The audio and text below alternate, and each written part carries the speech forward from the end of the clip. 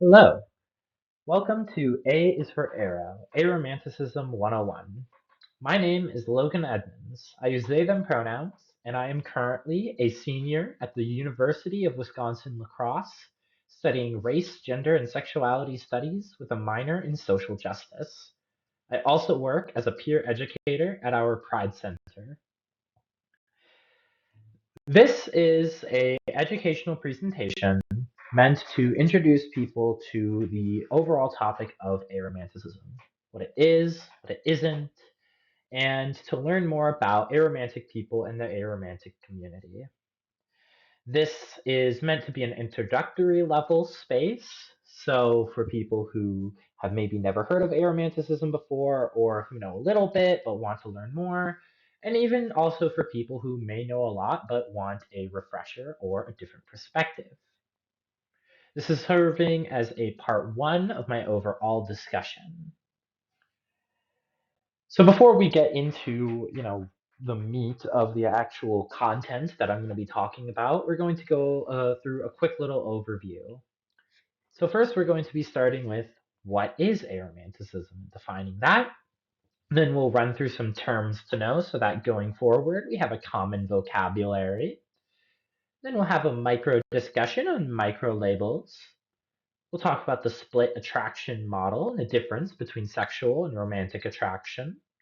We'll talk about aromantic relationships in general, putting a particular focus on queer platonic relationships. Then we'll talk about some aromantic history and get into the basics of amatonormativity and arophobia. Then we'll talk about the current state of academic research on aromantic people, and then talk about aromantic people in our media, and finally wrap it up with how we can be better allies to aromantic people in our everyday lives. Also, some quick content warnings: arophobia, amatonormativity, light discussions of sex, misogyny, misandry, and sex negativity. So, what is aromanticism? The definition we will be using is a lack of experiencing feelings of romantic attraction to others. The prefix a means a lack of or without. There is no one way to be aromantic, and in fact, aromanticism exists on a spectrum. That means that an aromantic person could feel no romantic attraction to anyone at all, only sometimes, or only after forming a deep emotional bond, etc. So, some terms to know include, of course, the prefix a, meaning a lack of or without. Aromantic, as we just defined, a lack of experiencing feelings of romantic attraction to others. This is sometimes shortened to aro, which is just short for aromantic. And this is different from asexual, which is a lack of experiencing feelings of sexual attraction to others, sometimes shortened to ace. We'll talk a little bit more about what the difference between sexual and romantic attraction is a bit later. But I do want to highlight that these are two different things, even though they are often treated as interchangeable or synonyms, they are not. People who are both aromantic and asexual may smush them together to create aroace, which is just short for aromantic asexual. The prefix allo means other, so for our purposes, experiencing attraction to others. Some more terms to know is alloromantic, so experiencing feelings of romantic attraction to others. Allosexual, experiencing feelings of sexual attraction to others. Amatonormativity is the assumption that all human beings pursue love or romance, especially by the means of a monogamous long-term relationship. The aromantic spectrum is a range of identities that fall under the wider umbrella category of aromantic. Arophobia is irrational hate, bias, or arrangements that hurt or harm aromantic people. And micro labels are lesser known labels used to describe identity. So one of the terms that I brought up on the previous slide is aroace. So there is a difference between being aromantic and being asexual, and there is a difference between sexual and romantic attraction. However, there are those who are both aromantic and asexual, and they're aroace. It is important to note, though, that not all aromantic people are asexual, and not all asexual people are aromantic. And these often get treated as synonyms or connected when that isn't really the case. And in fact, that is a thread of like a theme that runs through a lot of discussion and controversy that emerges when examining aromanticism and even asexuality. In terms of the overlap between people who share aromantic and asexual identities, there are two major surveys that were conducted that look at this. In 2020, the Aromantic advocacy organization OREA conducted the Aromantic census. It was a survey that was sent out into online aromantic communities, and it found that about two-thirds of respondents, so 66%, in addition to identifying as aromantic, also identified as asexual. And then in 2021, the asexual community survey was conducted in a very similar fashion. It was sent out to online asexual communities, and it found that 42% of respondents also identified as aromantic. So, of the two examples we have, there's between them kind of 50% overlap. However, both of these surveys were small in scope and focused on online communities of people who already had those identities. And if you weren't active in those online community in those specific communities, you did not have access to these surveys while they were active. I would like to note that both of these surveys acknowledge these flaws and suggest remedies for them for future research. A common thing that is found in the aromantic community are micro labels. Micro labels are lesser known and or lesser used identity labels, and they're typically used to describe specific feelings and experiences. And many people in the aromantic community use micro labels in order to describe their individual experiences of aromanticism. As we had talked about earlier, aromanticism is a spectrum, and so there's lots of different ways a person can be aromantic, and people may express that using a micro label. Another thing that I talked about and mentioned earlier is the difference between sexual and romantic attraction. In American society, sex and romance are treated as connected or interchangeable. But in reality, the way that we as humans experience attraction is far more complex. And our attractions are not always aligned. They can often be split. And the split attraction model is a model that we can use to describe those split attractions. Essentially, the ways in which we are attracted to people do not need to be the same. So we can be, romantically attracted to a particular kind of person and sexually attracted to another. Or we could experience sexual attraction but not romantic attraction, or romantic attraction but not sexual attraction. For many people, sexual and romantic attraction are aligned. But even for people for whom they are generally aligned, there's still a big difference. In order to illustrate that difference and get a bit more into the details of what romantic and sexual attraction specifically look like, I have a little thought exercise I'd like to do with you all. So, imagine for me, if you will, a person for whom they are very emotionally attractive to you. You could talk with them for hours, spend a lot of time with them, go on a date, maybe even get married. But it's all emotional. It's not physical. That's closer to romantic attraction, that emotional aspect, that emotional psychological piece. Now, imagine for me, on the other hand, a person who's very physically attractive to you. And, you do all the adult things with them. And they like very like physically you want to touch them, you want to be touched by them. It's very physical. That's closer to sexual attraction. But you don't need to experience romantic and sexual attraction at the same time, and many people often don't. And for aromantic people, we don't experience fully romantic attraction in the same ways that alloromantic people do, but many of us do still feel sexual attraction. So, part of not really experiencing feelings of romantic attraction is that aromantic people are often, because of that, stereotyped as being lonely or, all by themselves. And that isn't really true. Aromantic people can engage in any kind of relationship: friends with benefits, that is, sexual relationships, platonic friendships, family, professional relationships, neighbors, etc. In fact, unmarried people tend to have larger groups of platonic friends than married people do. So aromantic people aren't alone. We just experience and participate in relationships differently and value different types of relationships.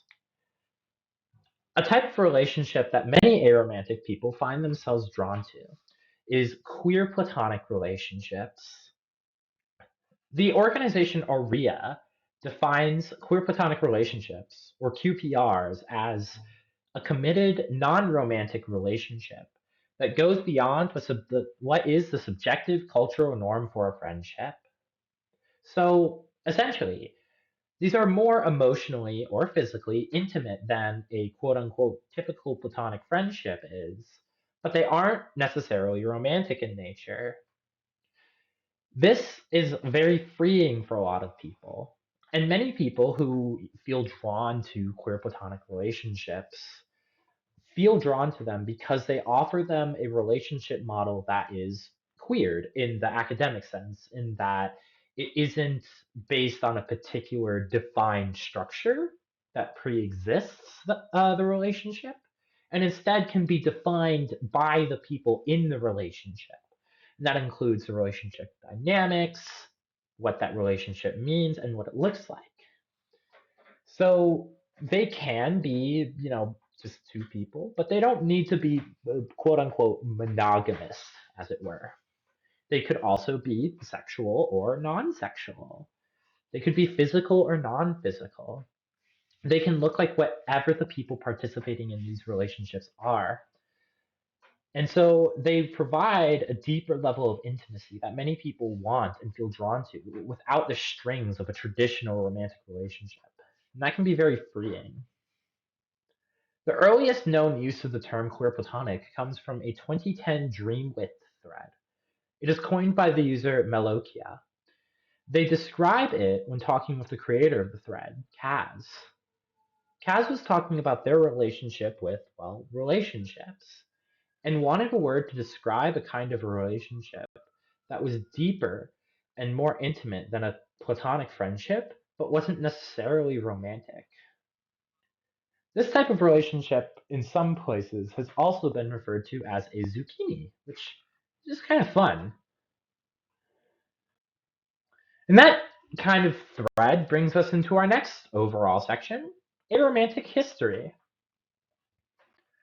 So the earliest known use of the term aromantic comes from 2002 in the online asexual group Human for the Haven. Oops, Haven for the Human Amoeba. It's specifically coined in this quote by the user MaxNova100.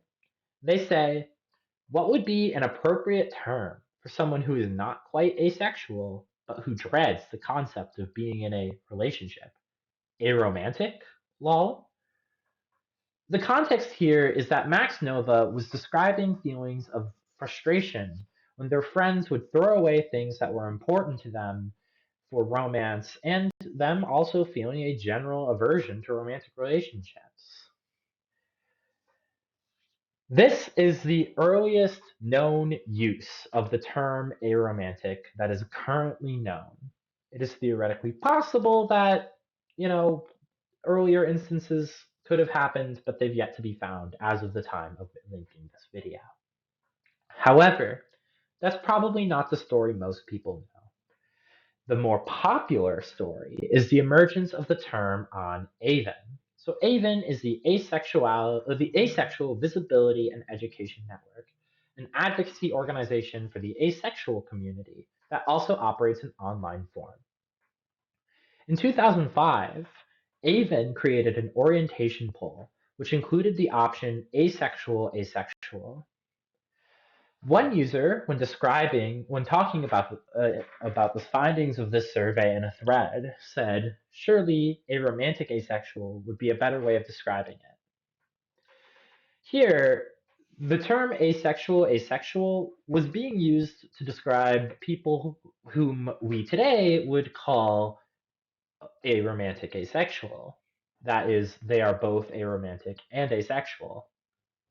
At the time, terms such as bisexual, asexual, homosexual, asexual, heterosexual, asexual, and so on were also prolific. And those terms would describe the split attractions of people. So they would, what we today would describe as maybe a heteroromantic asexual person was described as heterosexual asexual. And so people who were, aromantic were described as asexual asexual. This specific use of the term goes on to spark the current sort of continuum of aromantic advocacy, education, and discussion. However, the idea of attractions being split goes back even further than this, all the way back to the 1800s. To talk about that, we need to talk about Karl Heinrich Ulrich. He was a German sexologist who lived in the 19th century, specifically between 1825 and 1895. He did a lot of work and argued that same-sex attraction was natural and advocated for the repeal of anti-sodomy laws in Germany. Well, for those of you who know your German history, it became Germany partway through his life uh, because of the unification of Germany. A tangent for another time. Anyways, in his research, which focused on what we today would call gay or bisexual men, he described what we today call the split attraction model.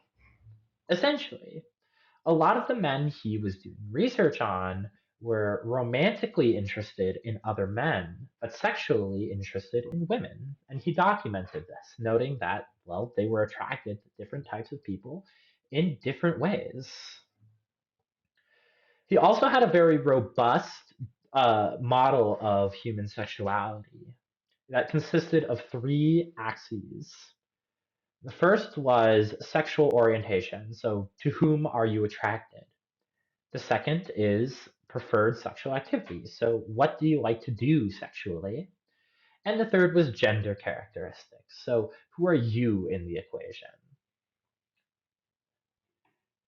Continuing the story of the split attraction model, 2015 is the first time we see the specific term split attraction model on a Tumblr page. It's interesting though, because even though this is the earliest known specific use of the term, the Tumblr page that it's on is of users discussing the merits of the split attraction model. The familiarity that the users have with the term suggests that it's older than the post. However, specific usages have yet to be uncovered. There is also Google search data that shows that people were searching for this term before this post, but other posts or articles or specific uses have yet to be found. However, before this, there was use of other terms, including split sexuality and split orientations. One more bit of history. Aromantic rings. So arrow rings are white rings that are worn on the left ring finger to showcase one's aromantic identity. Not all aromantic people wear these, but some do. I did some digging, and the earliest references that I could find are on Tumblr in 2014, which are then referenced on the Avon forums in 2015. And the users in these threads discuss adopting the ring as a symbol of the aromantic community. And they specifically reference the black ace ring used by the asexual community and seek to replicate that, but with white. However, documenting Aromantic history is challenging for several reasons. First of all, terms and vocabulary have only begun to emerge in the past 25 years or so. And that means that lots of people, movements, and groups have existed that we today would describe as aromantic. But it's important to remember that this is a modern term, and people at those times would not have described themselves as such. It's kind of a similar issue with how people will often say, oh, ancient Greece and Rome, everyone was gay or bisexual.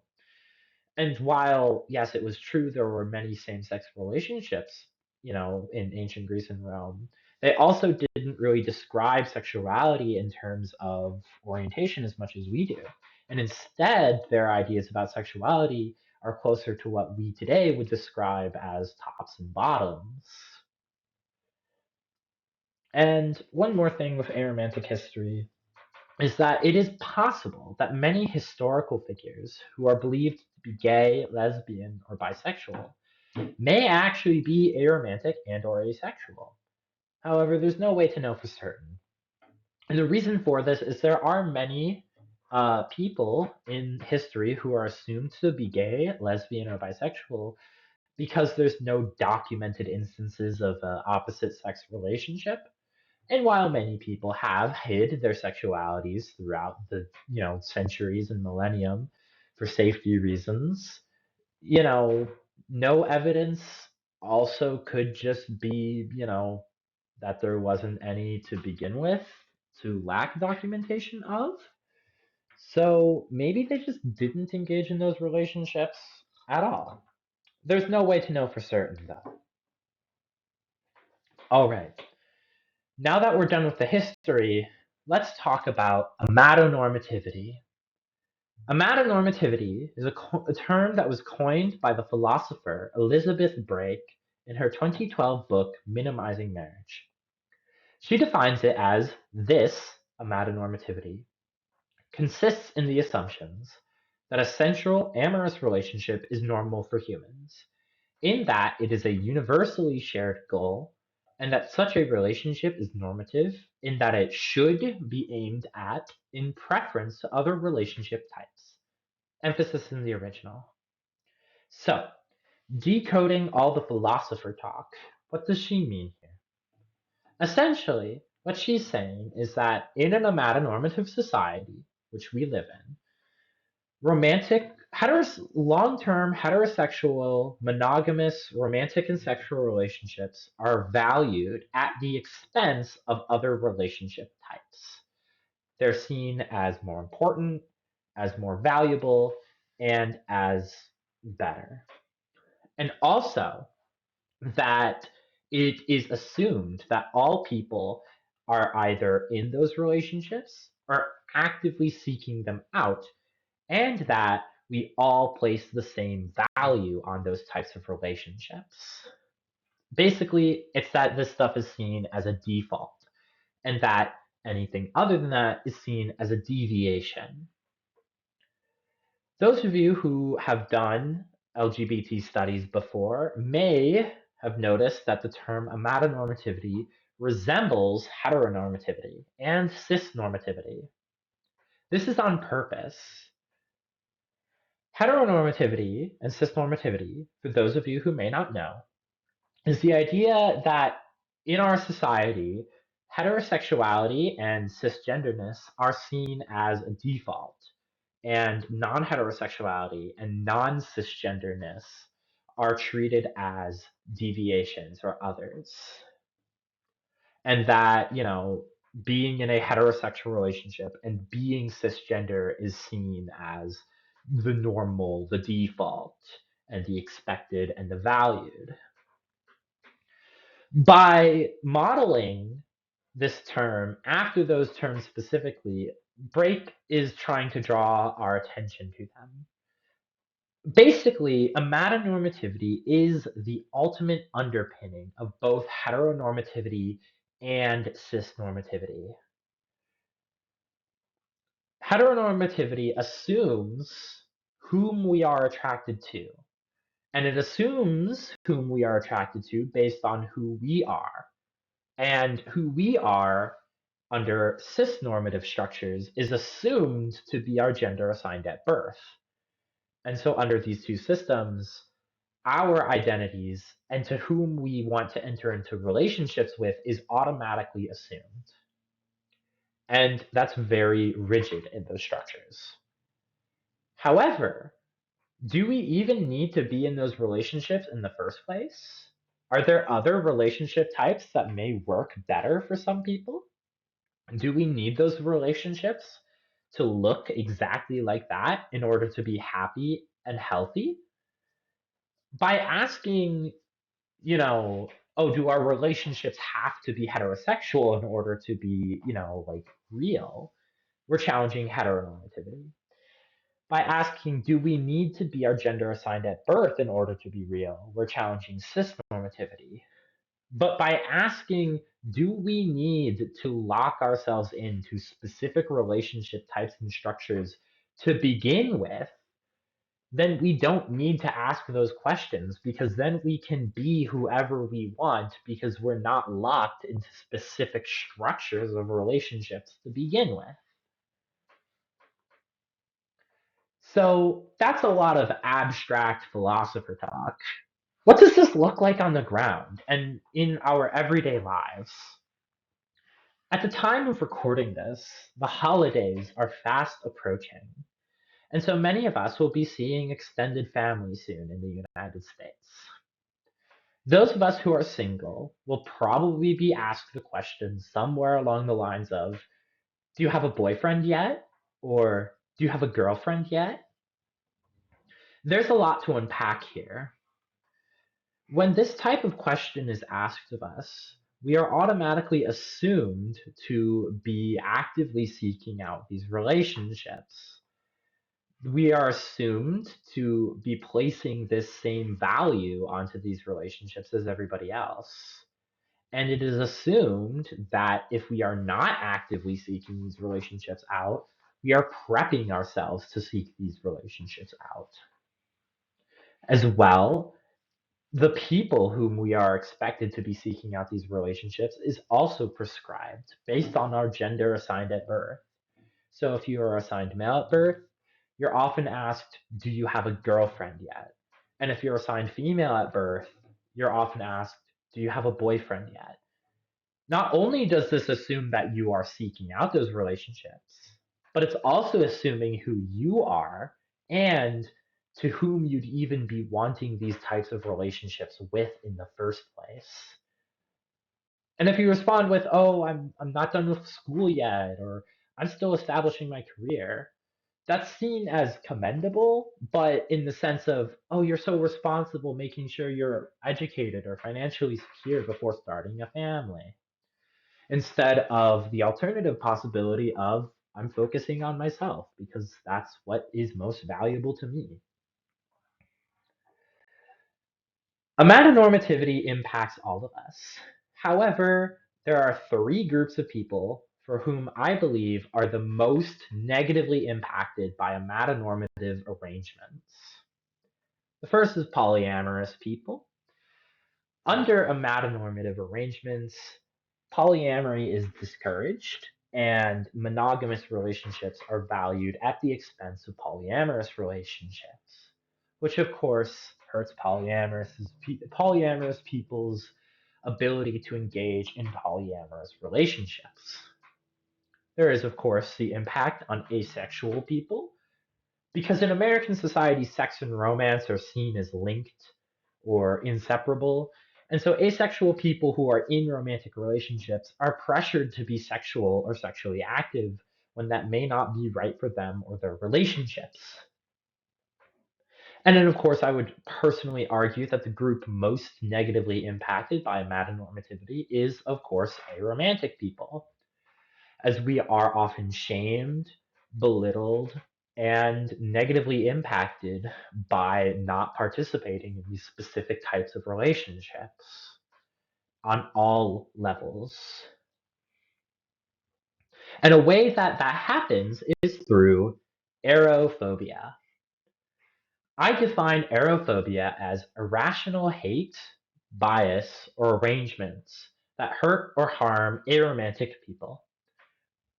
This occurs on multiple levels: institutional, social, and internal. Institutional arophobia usually manifests itself as amatonormative social arrangements. So, arrangements that promote amatonormativity and amatonormative ideas and structures. Social is that interpersonal aspect. This can include belittling aromantic people, making fun of aromantic people, expressing anti-single ideas, which we'll get into in the part 2, which we'll be releasing sometime after this. Or if that's already released, it should be up now. And generally the interpersonal aspect to that. And then there is, of course, internal. Internalization is the process of not only accepting one's place of oppression, but whether consciously or unconsciously, believing it to be just and accepting it. And this then usually manifests in two ways: internal and external internalization of arophobia. So that internal aspect is usually a negative self-talk, negative mental health outcomes, including depression and anxiety. Stuff like, oh, I feel broken because I don't fit this structure that values this type of relationship at the expense of other types of relationships or structures. And then, of course, people may turn their internalized arophobia outwards and belittle, make fun of, or otherwise harm other aromantic people as a negative coping mechanism. Shifting gears a little bit, let's talk about academic research. So, aromantic people as a whole are a relatively under-researched population. And the current body of research and nonfiction literature is quite small. I have access to a number of databases filled with academic articles and research articles and books through my university's library. And I've done multiple searches looking for anything about aromantic people. And most of what I've found is that the current literature treats aromanticism as being a part of or a subset or connected to asexuality, often treating aromantic people and asexual people as interchangeable in data and examples.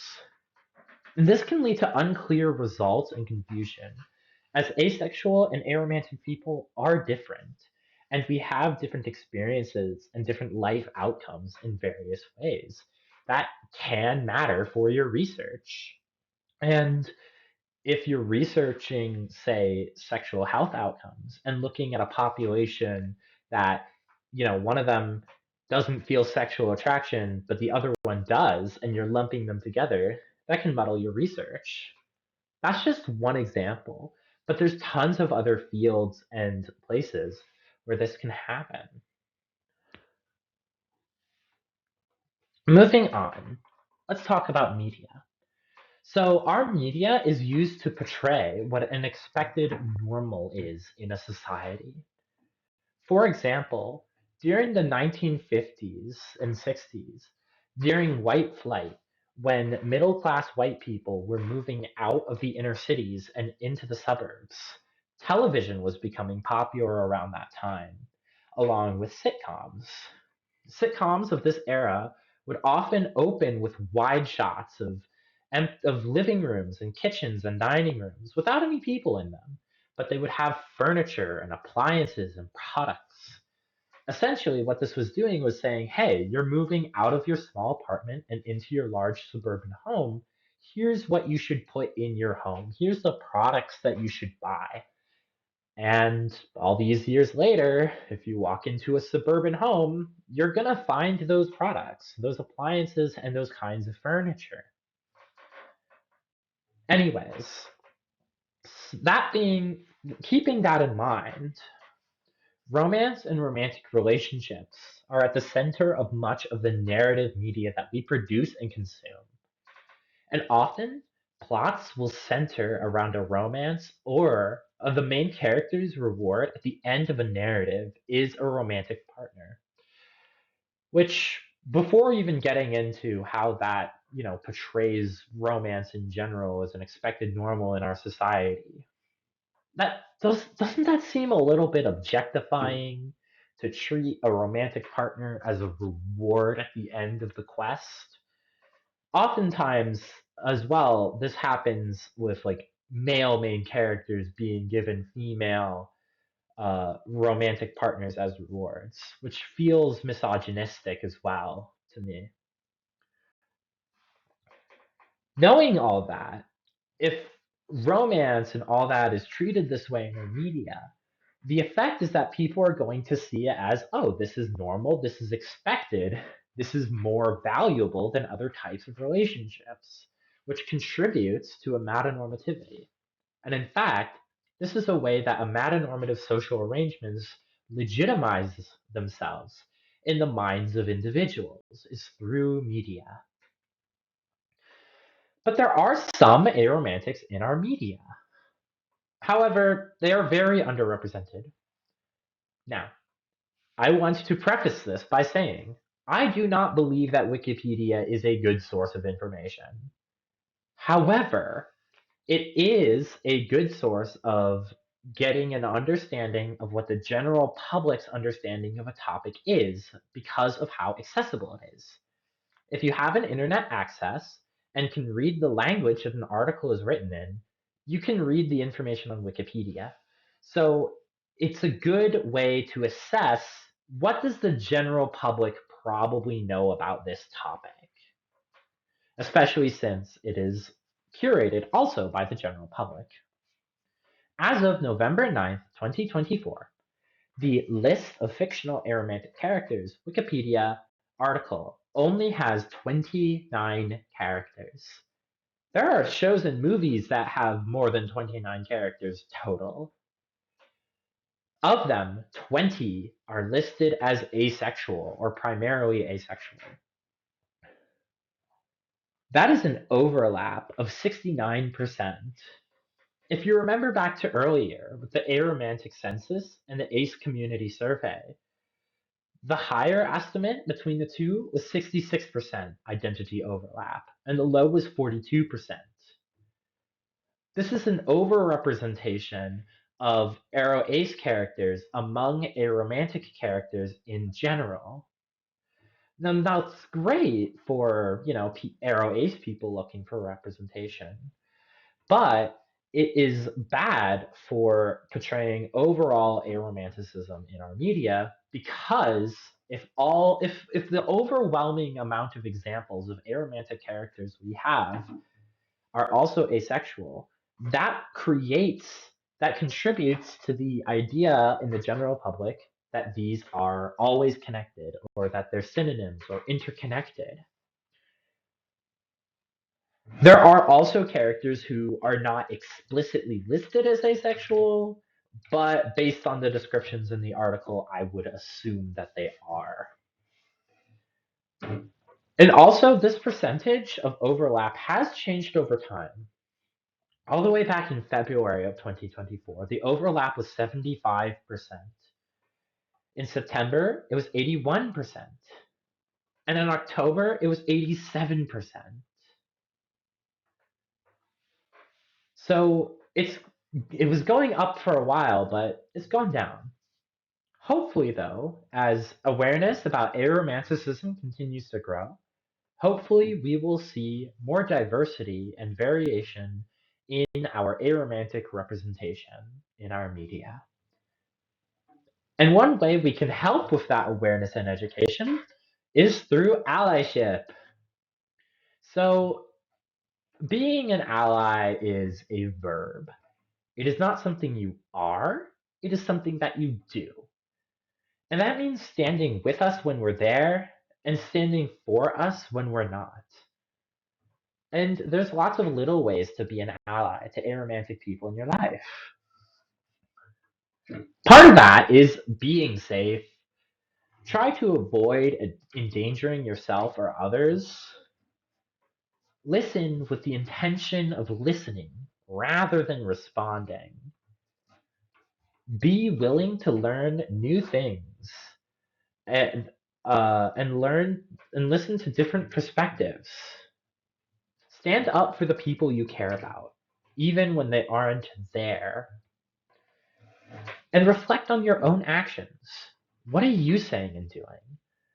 Are you helping to, raise awareness and good, accurate information about aromanticism and the aromantic community? Or are you contributing to a metanormative social arrangements? And then we need to help each other. And there are lots of ways that we can help each other. So Aloes helping Eros, listen to aromantic people and our experiences. We're the ones with the lived experience.